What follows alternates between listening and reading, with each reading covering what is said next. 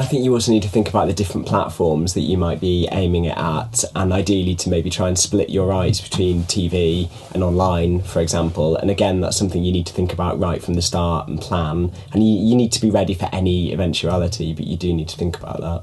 Yeah, because I think it still is the case many places that there are sort of entire deals where you sell all the platforms and the rights more or less to the same financer, that is broadcasting in many countries.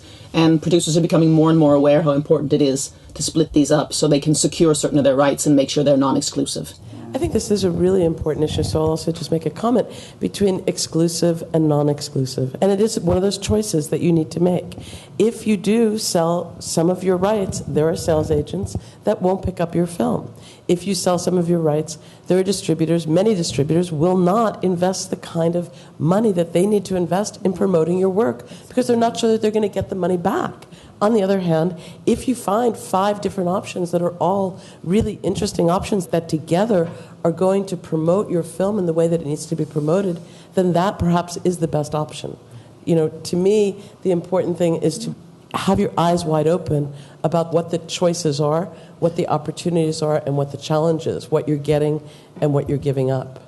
I don't want to get stuck in theatrical distribution. In fact, I brought it up as an idea in terms of the other rights that follow and to bring us forward to digital distribution and DVD distribution. So I'm curious about that relationship, and is it a choice? Can you have everything?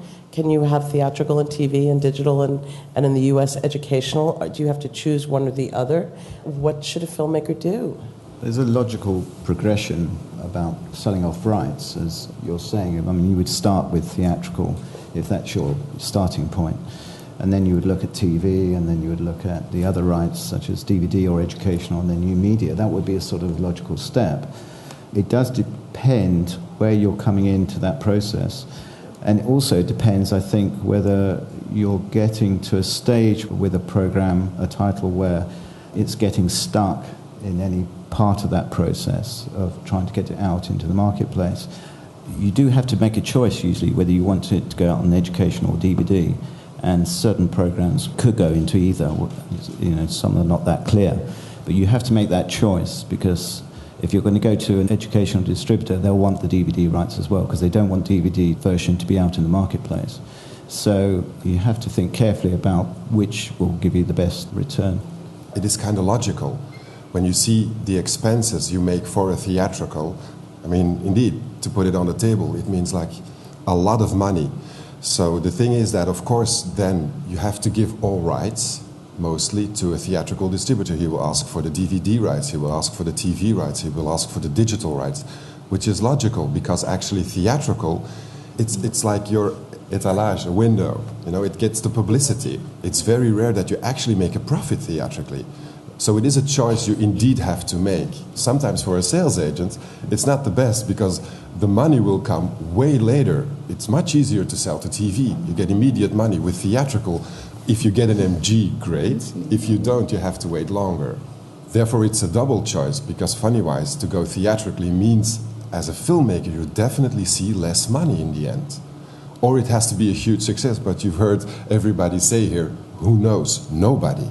The person who knows that, Just 2 things. One is to be really careful if you're negotiating a contract, and just make sure that the rights, for instance, we've done a contract recently with HBO, and the non-standard television rights definition, you couldn't tell really very easily at all that included streaming and downloading. You have to really be careful, and even a lawyer who had looked at it was not quite sure.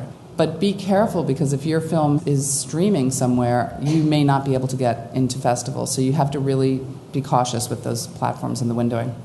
So I ask all filmmakers to really think about whether or not your film is one that I, as a distributor, am going to have to make people need. For example, like Sisters-in-Law by Kim Longinotto. Nobody cares about 2 women judges in the Cameroon. It's just not on their top of their list.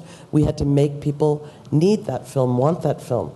Or a film like The English Surgeon, which is actually about things that people really need to medical. It's a wonderful film, but it has a real kind of meat and potatoes kind of thing there for U.S. audiences. Or one of our most successful films, which is a film that nobody's ever heard of in the world, but happens to be a film about women in the civil rights movement in Mississippi, behind the scenes, never in a film festival, never broadcast anywhere.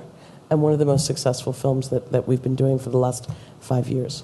You need to think beforehand where your film should be in the end. I think it is down to expectation. Different filmmakers have different expectations of where their film will be shown. And I think there has to be a relationship with your distributor and sales agent on the same level.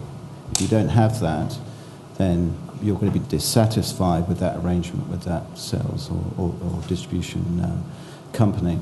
So it is important to be able to get that understanding from day one.